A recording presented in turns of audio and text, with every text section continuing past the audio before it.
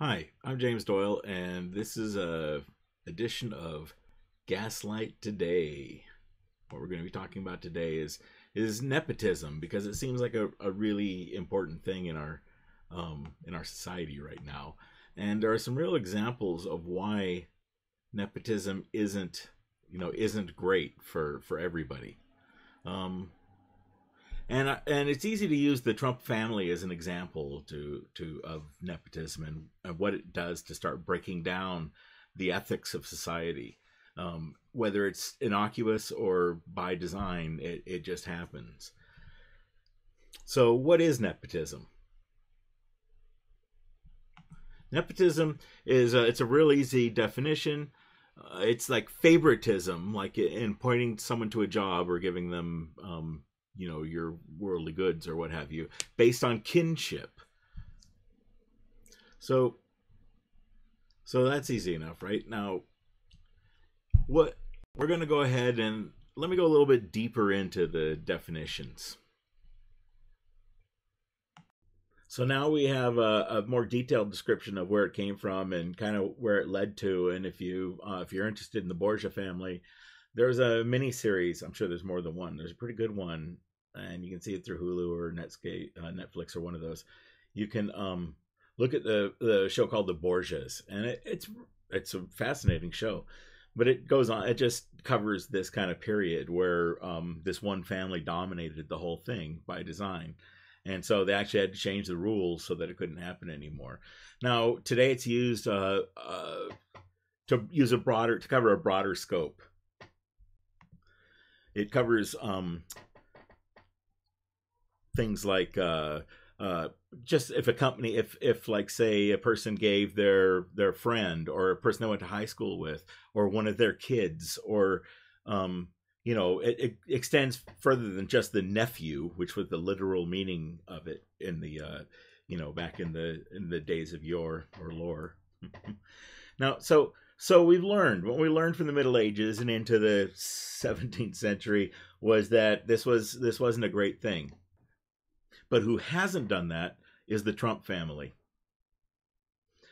Now, without getting into a whole big overhaul of everything, we can start with Donald Trump himself, who I'm going to introduce some clips here so that you can hear people in their own words, and it's not just me regurgitating what people said. So let's listen to the words of the man himself, Donald Trump. Correct. Nepotism. That's true. Why? I like nepotism. If you can't take care of your kids, you know that better than I. Look at your Ted Turner beautiful was kid. a big fan of. I like nepotism. I think a lot of people say, "Oh, nepotism." So usually these are people without children. Okay, so there you go. Donald Trump clearly likes nepotism, and it's okay for a father to like nepotism. The problem comes, of course, later on when we're talking about about the problems that it exists for other people. For the nepotist, the nepotorium, the nepotomatomist, to the person in charge, it doesn't seem like a big thing. It does to people around him. Now, what happens when you bring your kids into something? I mean, this is literally, your own kids, which is worse than nepotism. And it's because it starts breaking down the processes. If people can't say no, then what then how can there be any reality, I guess? We can start by talking about the memo that Donald Trump wrote on behalf of Don Jr. When the information was there was a story that was going to run in the New York Times that Maggie Haberman was going to run to talk about this Trump Tower meeting. And that's the June 6th Trump Tower meeting. And it's pretty much there's a lot of this investigation that goes on around that meeting. And it's because of how the Trump family handled the meeting that brings more scrutiny and more eyes to looking to what they're doing. In this case, after the fact, when Maggie Haberman or the Times contacted Donald Trump Jr., I think 10 days in advance or something. This is pretty common for these big newspapers. When they're going to write something negative about Donald Trump Jr., let's say, they tell him about the story beforehand and ask if he has any input. Would you like to have your side on the story out in the public? And Donald Trump Jr. would say, no, no. But then he'd hang up and he'd go, okay, so this is going to break in the newspapers, and I got to get out in front of this, and publish something sooner. So like a day or two before the New York Times story broke, Donald Trump Jr. himself released an email, or he admitted that he said there was this meeting, and that it really was nothing, and this is where it starts. So here's the actual, again, I'm going to use other people's sound bites. The actual memo information that came forward about out of this situation, like Don Jr. saying, here's what happened in the meeting, no big deal. He wrote in that statement, it was a short introductory meeting. I asked Jared and Paul to stop by. This is, there it is. Stop by. We primarily discussed a program about the adoption of Russian children that was active and popular with American families years ago and was since ended by the Russian government. But it was not a campaign issue at the time, and there was no follow-up. So there we have a reasonable explanation. And so now we have a statement from Junior telling us what it's about. The thing is, there was already information in the public sphere, and especially in Congress and the FBI. They already had information about this whole thing. So what Donald Trump, the way that he does, and this is where nepotism comes in, is Donald Trump on Air Force One. He was aboard Air Force One flying somewhere, and he dictated a memo. And the memo that he dictated is the one that you just heard. The Junior memo. Here is the memo that Donald Trump dictated on Air Force One for his son to give to the press. He wrote in that statement, it was a short introductory meeting. I asked Jared and Paul to stop by. This is, there it is. Stop by. We primarily discussed a program about the adoption of Russian children that was active and popular with American families years ago and was since ended by the Russian government. But it was not a campaign issue at the time, and there was no follow-up. Okay, so there's that statement again. Now here is where Sarah Huckabee Sanders has to step in, and this is where the nepotism is right here. He certainly didn't dictate, but he, like I said, he weighed in, offered suggestion like any father would do. Right? So like any father would. So they've already given a statement that they said Donald Jr. wrote this memo and sent it out. Then they moved. This is the moving goalpost thing. Then it turns out that Trump wrote the memo, even though he lied in the interim. There's footage of him lying in the interim, saying that he doesn't know anything about it. And so then that moved into Sarah Huckabee Sanders a few days later saying, well, he tried to help out like any father would do. Well, if there wasn't a nepotism problem involved, he wouldn't have had to do that. Were that anybody else on the face of the earth besides someone with a Trump name, he would have fired him in a heartbeat. But he didn't, because it's his son. Or he would have thrown him under the bus in a heartbeat. So that's where nepotism, and I'm not here to say nepotism is a horrible thing. It should never happen. I'm here to say Donald Trump and the Trump family's nepotism is causing a problem for the United States right now. Here's another one with the security clearances. Right, that's the newest one. Is Jared and Ivanka's security clearances were blocked by the CIA and probably other agencies as well, due to something that was in their background or in their history that would keep them from being able to get their hands on the most strongest, strictest intelligence, the classified and eyes only stuff or whatever. Trump told whoever had to tell, and he thinks he's king, and technically by the laws he kind of is in this respect. He told John Kelly, I don't care what they say, give him a security clearance anyways. Same thing for his daughter.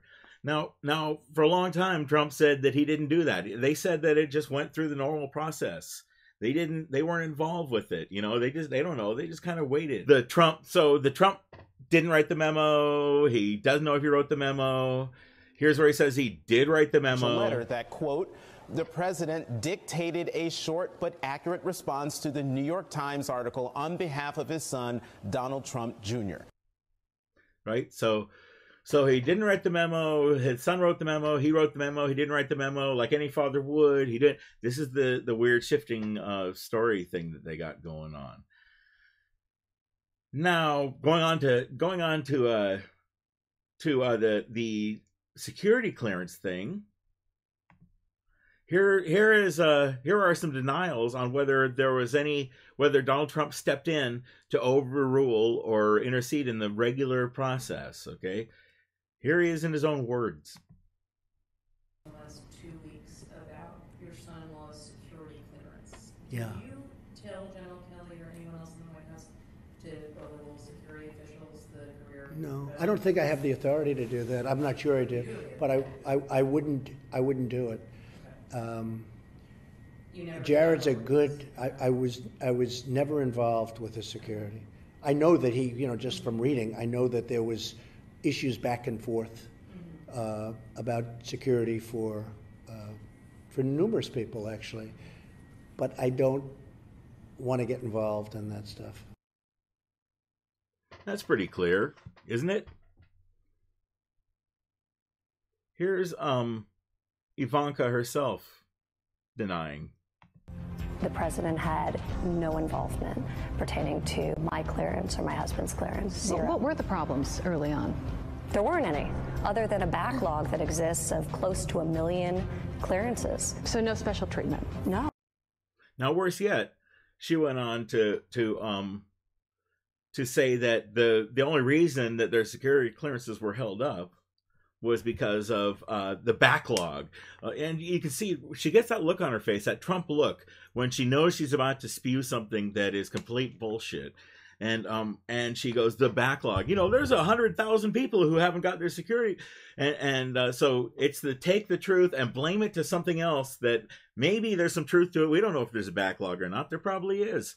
But, one of the Trump said it, so who knows? If that person's name was not Trump, she would not be in the White House, right?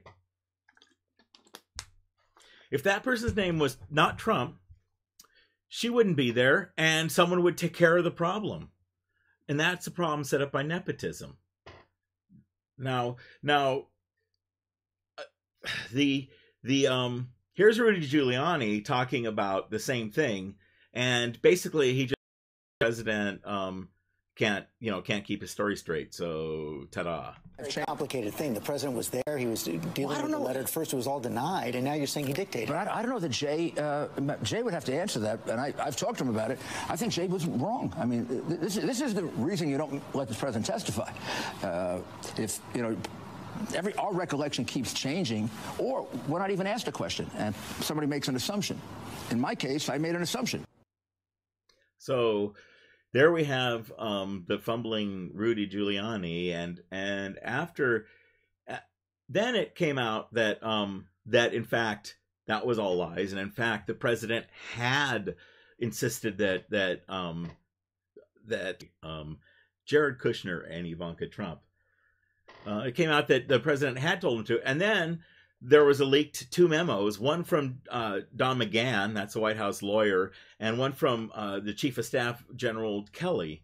Still developing story from the New York Times that the White House Chief of Staff and the White House counsel both wrote memos to file, which are apparently somewhere inside the White House right now, expressing their concern and their objections to the president overruling national security officials to give his son-in-law, Jared, a security clearance, despite whatever turned up in Jared's background that led national security officials to not clear him before the president intervened. So now we're being forced to sign on to this and to give the Trump kids, security clearances against our better judgment and against our advice to the president. He told us to anyhow. If that was not nepotism involved and it wasn't the president's kids involved, John Kelly would have kicked that person's ass out of the, not only that, but they would have been in jail for all the lies that they told on their security clearances. Now, I mean, I that's where we are, right, with nepotism, and why I just wanted to show you a couple of examples of why nepotism is a bad thing. It may not be bad for the Trumps, And if the Trumps were in a normal environment out there in their little family business, development business, it was okay. But nepotism doesn't work. Even in that environment, was it okay? Did they get the best of the best if they wanted an architect or whoever? Did they hire the best of the best, or did they hire the one that said nice things to them the most often? And what kind of a product do you get when you hire the people that say the things most often, that people want to hear? Anyways, thanks for checking out my podcast here, and hope to see you again soon.